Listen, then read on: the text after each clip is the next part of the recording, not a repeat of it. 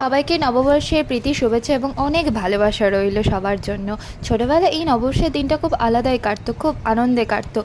জমজমাট খাওয়া দাওয়া, সারাদিন নতুন জামা কাপড় পরে বাড়ির সবাই মিলে মন্দিরে পুজো দিতে যাওয়া, সন্ধ্যেতে বাবার সঙ্গে ঘুরতে যাওয়া, আরও বাবা আনতো নতুন বছরের ক্যালেন্ডার, আরও কত মিষ্টি, এটা তো বলতেই ভুলে গেছিলাম। এটা তো একটা আলাদাই মজা লাগতো নতুন বছরের ক্যালেন্ডার দেখতে। এই দিনগুলো যেন কত তাড়াতাড়ি কেটে গেল। একা আছি বলে কি হয়েছে, তো আমি দিনটাকে স্পেশালভাবে কাটাবো না?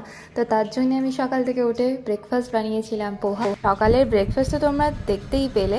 আর তাছাড়া আরও অনেক কিছু, বেগুন ভাজা, কাঁচকলা ভাজা, আলু ভাজা, ভেন্ডি ভাজা, বরবটি ভাজা করেছিলাম, আর উচ্ছে আলু ভাজা করেছিলাম, আর এদিকে করেছিলাম পটল ভাজা।